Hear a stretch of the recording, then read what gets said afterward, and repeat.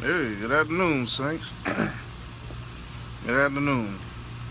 We're gonna continue in the book of Maccabees, first book of Maccabees, chapter 3.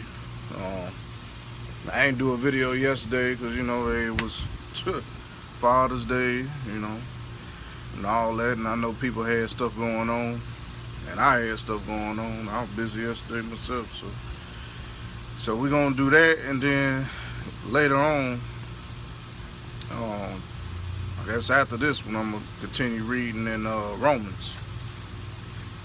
Continue reading in Romans, and do that too, if the Lord is willing.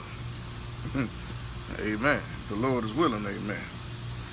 But we just thank the Most High, Jehovah, for blessing us with a wonderful Sabbath this weekend, and enjoying our days with the families and friends and whatnot. If y'all enjoyed each other with your friends and stuff, and enjoying the weekend. It was a blessed weekend. I hope y'all had a blessed weekend. I had one. So,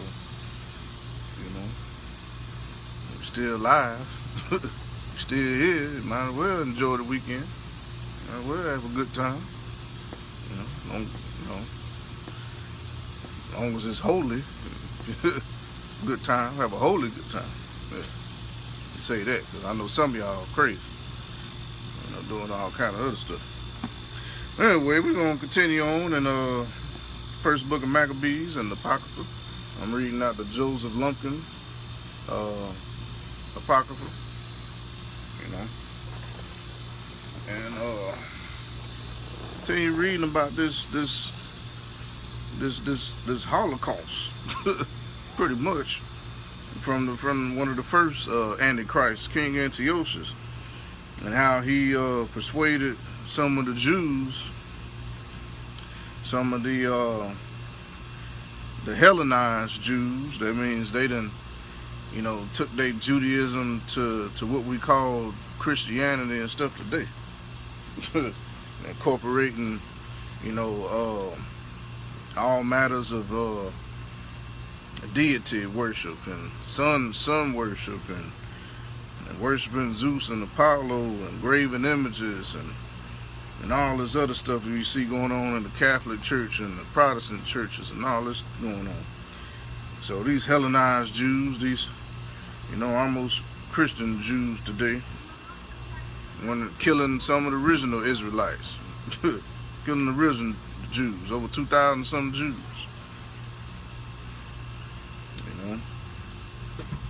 A lot. They don't like to talk about that though. Talk about this German onslaught. But hey, shoot, the Jews had a hand in killing some of their own people, along with the Greeks. Along with the Greeks, because King Antiochus was a Greek. And they called him what? A Gentile. He was a Gentile Greek. So that's who he was. So now you know who the Gentiles were and their kings. So we're going to continue reading on. Because remember, where we left off at was where Mattathias had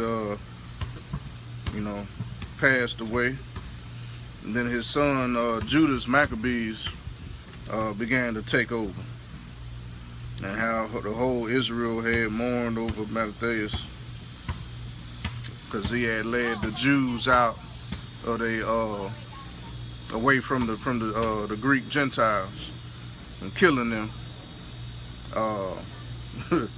back in, what year was that?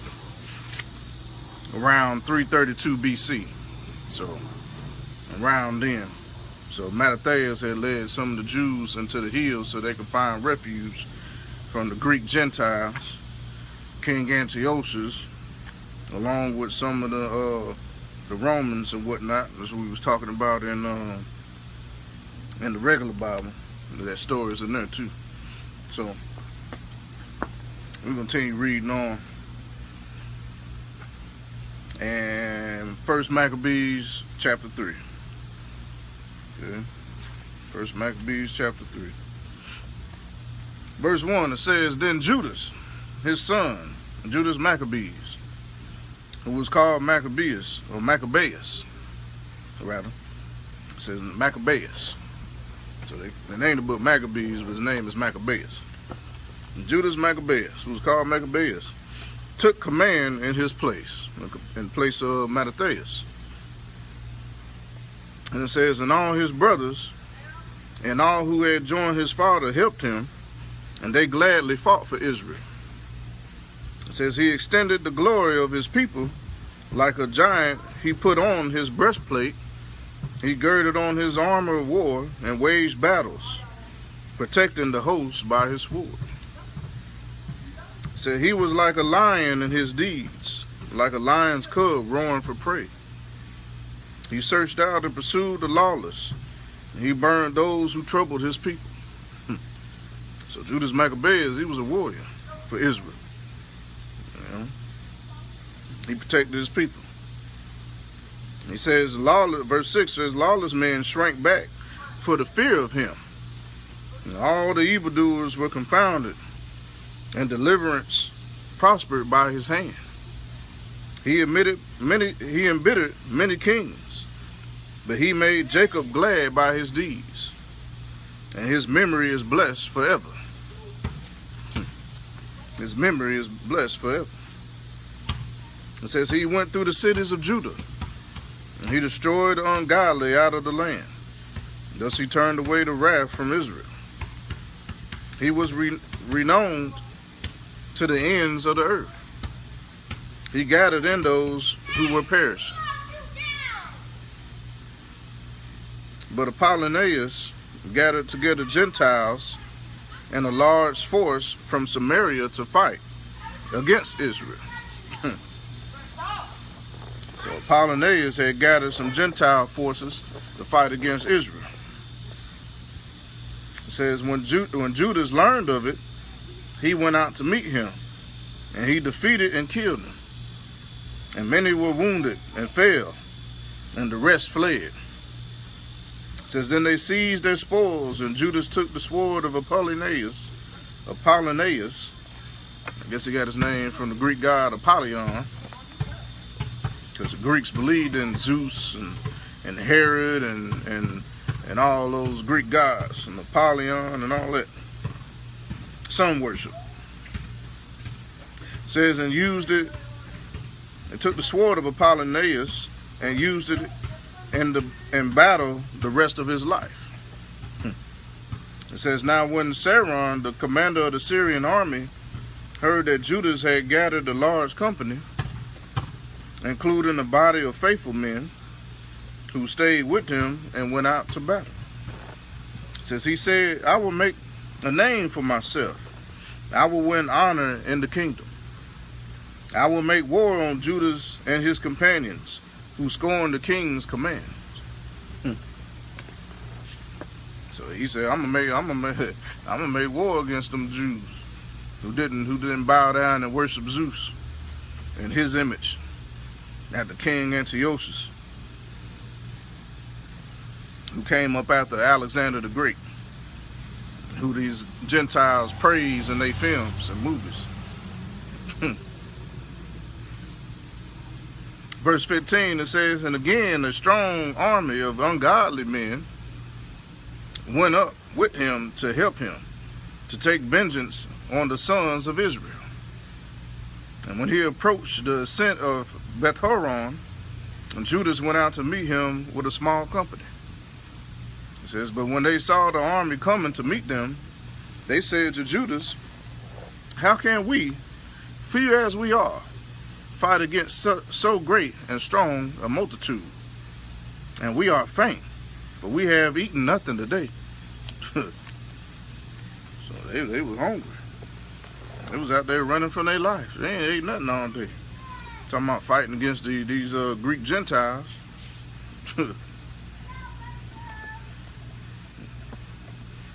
It says, Judas replied, it is easy for many to be hemmed in by few. For in the sight of heaven, there is no difference between saving by many or by few. Is it not on the size of the army that victory in battle depends? But strength comes from heaven. It says, they come against us in great pride and lawlessness to destroy us, and our wives and our children to despoil us. So these same Greek Gentile Jews was coming against the real Jews, the brothers, and all their lawlessness and glory. To do what? To destroy us. Our wives and our children, and to despoil us. But it says, but we fight for our lives and our laws. He himself will crush them before us. As for you, do not be afraid of them. It says, and when he finished speaking, he rushed suddenly against Saron and his army, and they were crushed before him.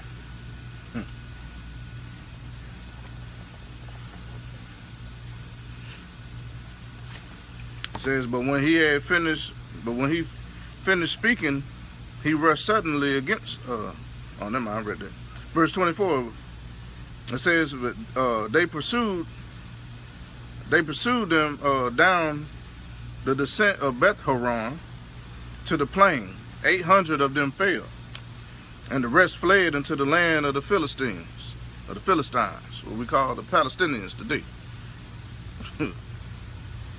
It says, then Judas and his brothers began to be feared, and terror fell upon the Gentiles round about them. His fame reached the king, and the Gentiles talked of the battles of Judas.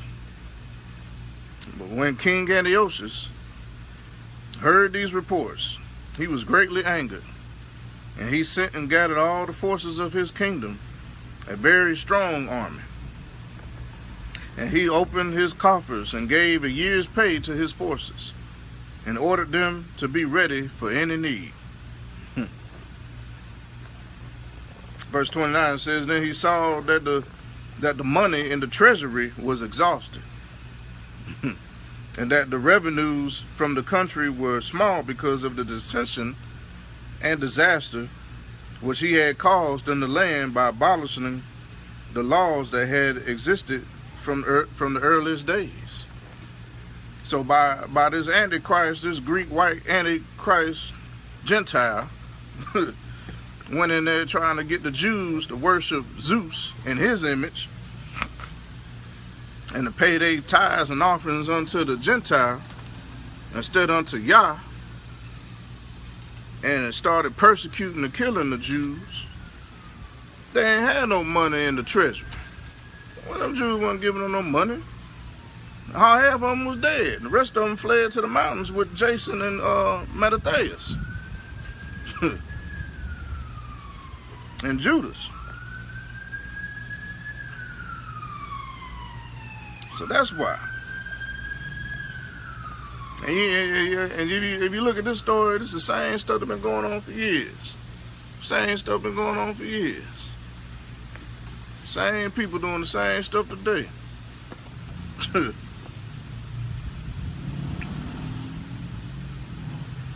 Verse 30 said he feared that he might not have such funds as he had before his expense for the gifts which he used to give more lavishly than preceding kings. He was greatly perplexed in mind and determined to go into Persia and collect the revenues from those regions and raise a large fund. And he left Lysias, a distinguished man of royal lineage, in charge of the king's affairs from the river Euphrates to the borders of Egypt. Now Lysias was also to take care of Antiochus, his son, until he returned. And he turned over to Lysias half of his troops and the elephants, and gave him orders about all that he wanted done. As for the residents of Judea and Jerusalem, and Lysias was to send a force against them to wipe them out and to destroy the strength of Israel and the remnant of Jerusalem. And he was to banish the memory of them from that place. Like I said, everybody want to talk about the Holocaust with these Germans, but we don't talk about how these Greeks and Romans, these Gentiles, these Syrians, and these Asiatic Hellenized Jews, which was mentioned in the book of Isaiah, that I'm still reading in, how they persecuted their own people, how they went and made war against Jerusalem, the Jews. Let's talk about that. But we are talking about that. We're going to talk about that. We're talking about it right now. What really went on. And how they sold all these Jews into slavery and killed their women and children and stuff. Come on, man. But we're going to find out who these Edomites are. These Gentiles and these Edomites, because it's in here. That's why they took the books out of the Bible. They didn't want to expose their secret sins. But let's read on. It says, Isaiah. Oh, hold on. Now, verse 36, it says, settle aliens in all their territory and distribute their land. So this is what happened. It said he wanted to destroy the strength of Israel and the remnant of Jerusalem. So the strength of Israel and the remnant of Jerusalem, he was to banish the memory of them from the place. I mean, wipe them smooth out, so they're no more in existence. Settle aliens in all their territory. So he set strangers in their land and distribute their land. So they took the land, wiped out the Jews who were black unto the ground, like myself, and did what? Settle aliens in all their territory and distribute their land. It says, then the king took the remaining half of his troops and departed from Antioch. Remember Antioch? Where they called Paul and Barnabas and the other brothers that was with them niggas at first. Where they also first called them Christians. Christians was the names for the Gentiles. Israelites and Jews was the name for the children of Israel. Because all them people in the Bible didn't know themselves to be Christians. They knew themselves to be descendants from Israel. Israelites. Of the 12 tribes. They ain't know themselves to be called no Christians. The Gentiles, the Greeks, Gentiles that was in Antioch called them Christians. The same Greek Gentiles, which was in Antioch, also called them niggas. And Paul, being an Israelite from birth, being a Benjamite, from the tribe of Benjamin. So now we understand. So if you put that together with what he just said, that the dude wanted to wipe them out.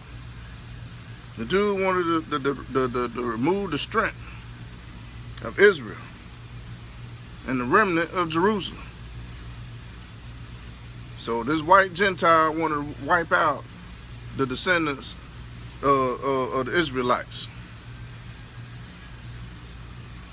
And it says Antioch, his capital. So King Antiochus' capital was Antioch. It says Antioch, his capital in the 147th year.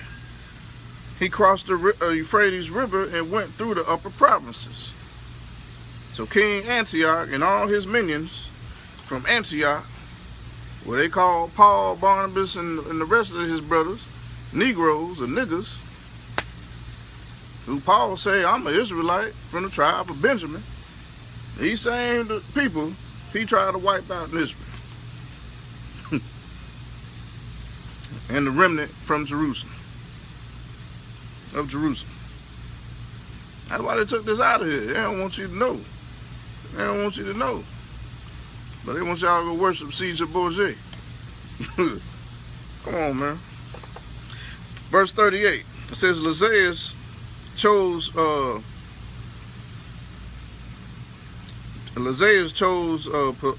Ptolemy I guess that's how you say it, the son of Dormanes and Nicanor and Georges, mighty men among the friends of the king, and sent with them 40,000 infantry and 7,000 cavalry to go into the land of Judah and destroy it, as the king had commanded. So they departed with their entire force, and when they arrived, they encamped near Emmaus in the plain.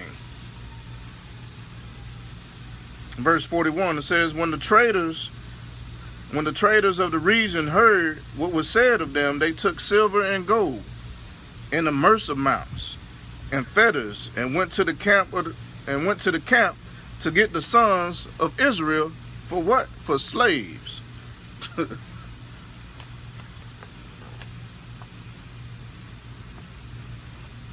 Marinate on that. It says, when the traders of the region heard what was said, that these Greek Antioch Gentiles, these white folks was going in to kill all these black folks in Israel, pretty much. When the traders of the region heard that, they did what? They took silver and gold in immersive mounts and fetters and went to the camp to get the sons of Israel for slaves. It says, and forces from Syria and the land of the Philistines, the Palestinians, joined with them. So you had the Arabs, Syrians, the Philistines, the Gentiles, and the Hellenized Jews trying to take over the land of Israel and put what? Aliens in their territory and distribute their land and sell them as slaves. Verse 42, it says, now Judas Maccabees and his brothers saw that misfortunes had increased and that the forces were encamped in their territory. And they also learned what the king had commanded to do to the people to cause their final destruction. But they said one to another, let us repair the destruction of our people and fight for our people and the sanctuary. And the congregation assembled to be ready for battle, and to pray and to ask for mercy and compassion. Jerusalem was inhabited like a wilderness. Not one of her children went in or out. Pay attention to what he just said. It says Jerusalem was inhabited like a wilderness. I mean, with none of the Jews in the land. They had ran out of there for their life. But they was aliens in the land, dividing their land and their territory, though. Because it says, not one of her children went in or out.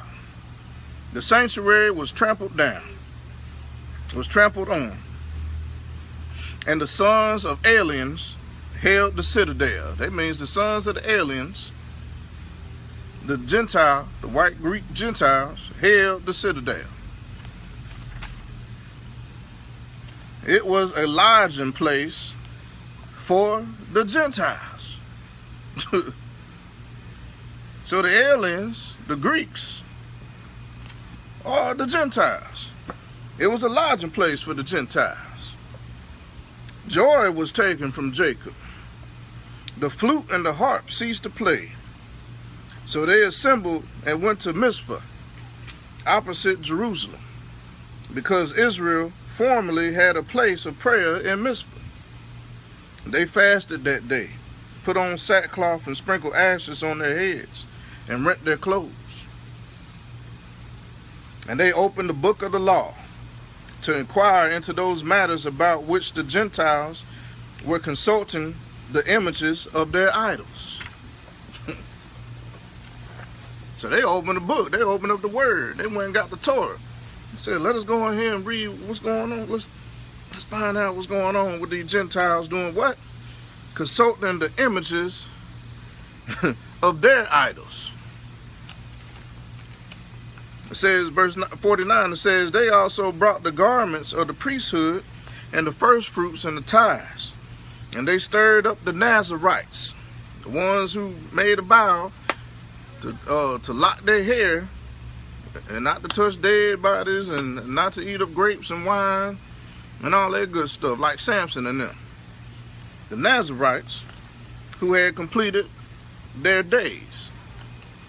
So once their days were completed, they were allowed to cut their hair off. But while they was during their days with the Most High, they had to let their locks of their hair grow.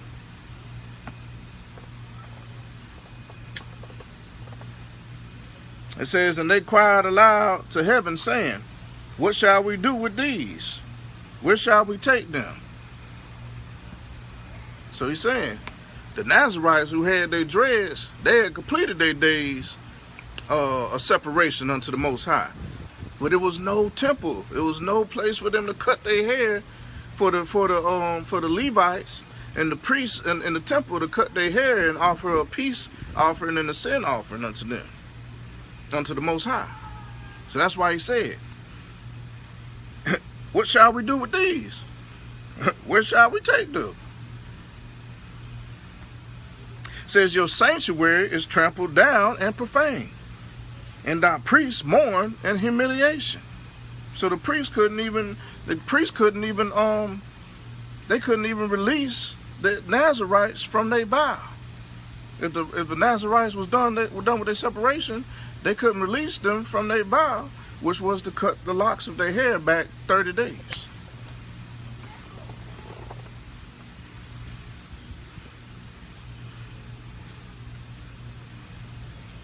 So that's what they said. Once you take the Nazarite vow, you gotta keep your hair until the Most High come back, pretty much. And then you can cut it once a year.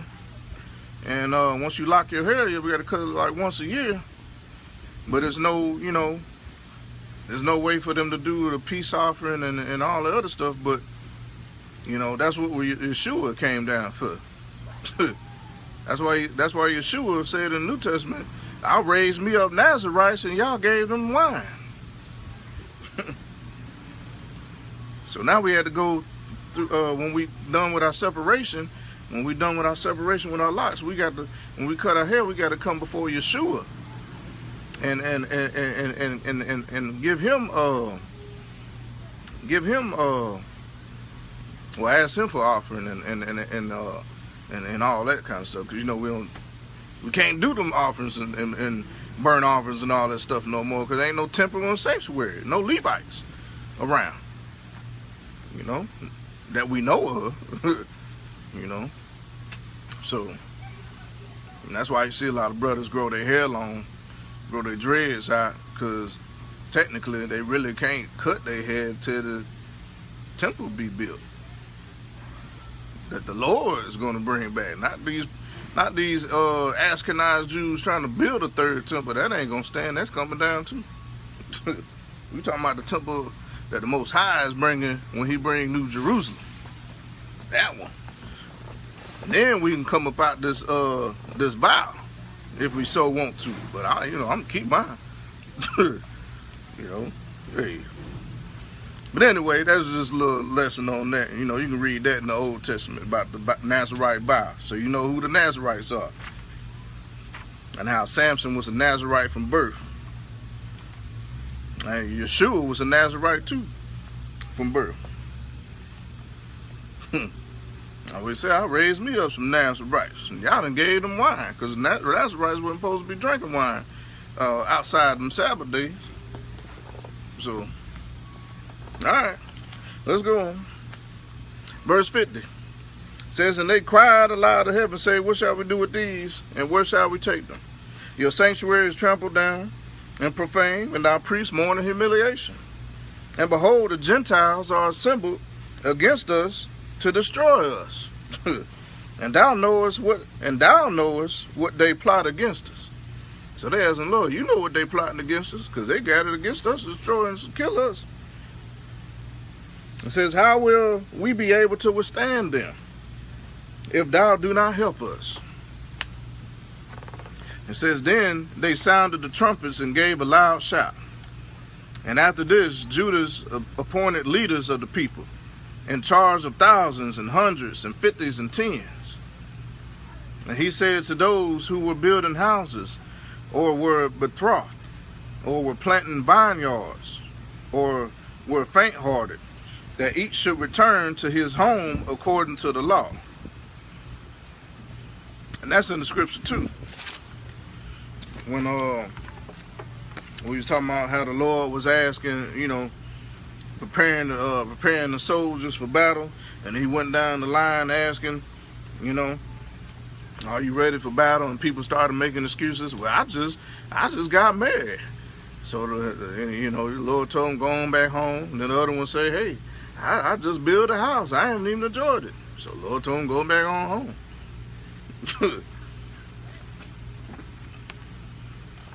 So that's what he was saying there. That's what he was saying there. Verse 17.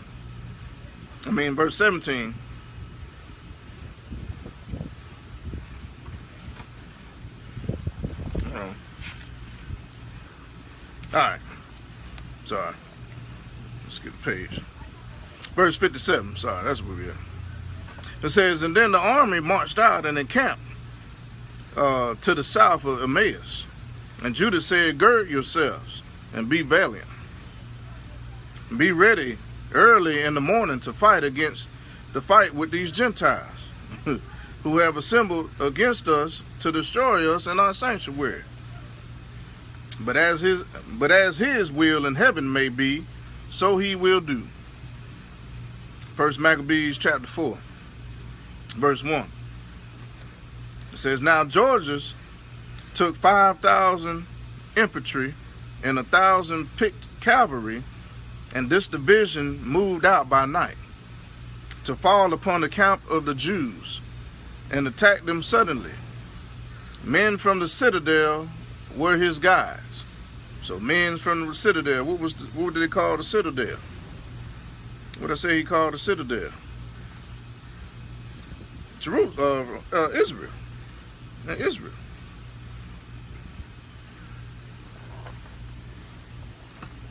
So some of them Jews in Israel who was coming against Judah,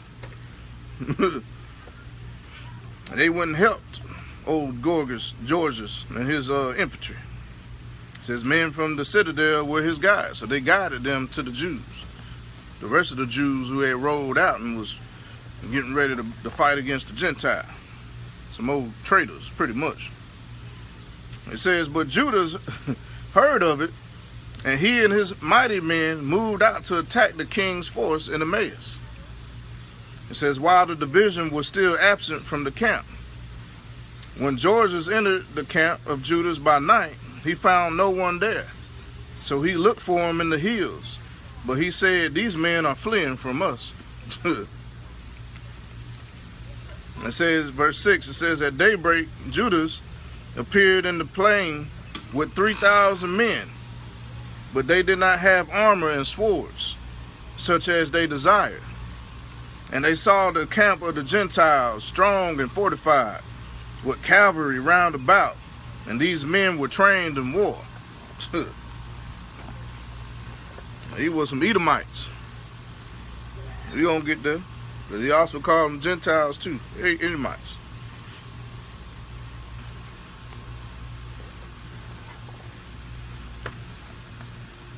So they had swords and everything. It looked like, you know, they were like, have you ever seen the Spartacus movie when they had all them troops up there with all them body armor and swords and all that? That's how they rolled out.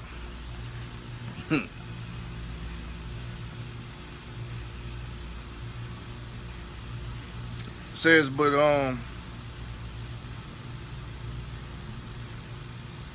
verse 8 says, but Judah said to the men who were with him, do not fear their numbers, or be afraid when they charge.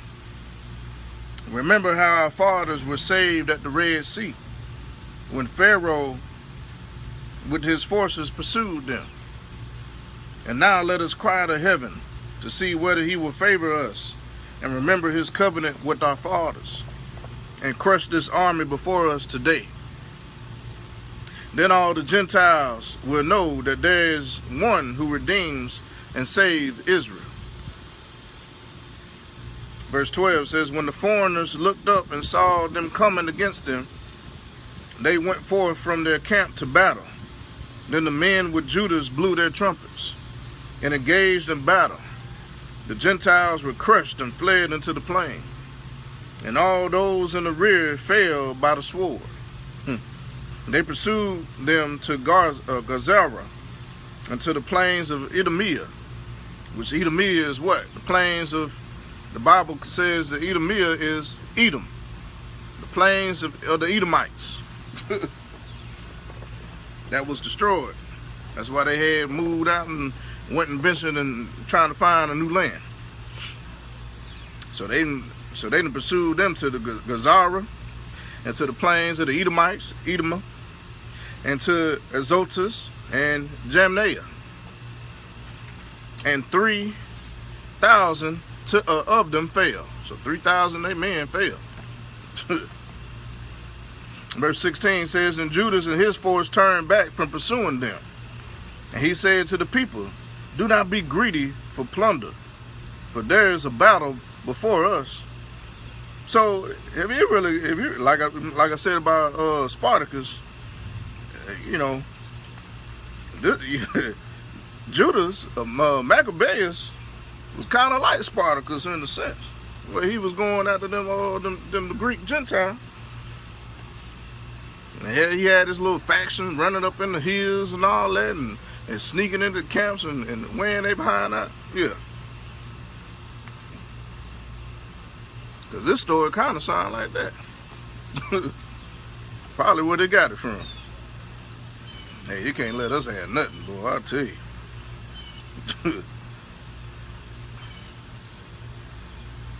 Now it says, verse 18, it says,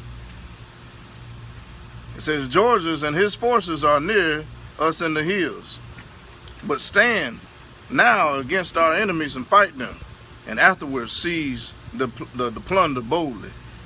So let's fight first, then we grab plunder. And just as Judas was finishing this speech, a detachment appeared, coming out of the hills. So they had a small detachment coming at him as soon as he got through talking. It says, and they saw that their army had been put to flight, and that the Jews were burning the camp, for the smoke that was seen showed what had happened. And when they perceived this, they were greatly frightened. And when they also saw the army of Judas drawn up in the plain, and they all fled into the land of the Philistines, of the Palestinians today.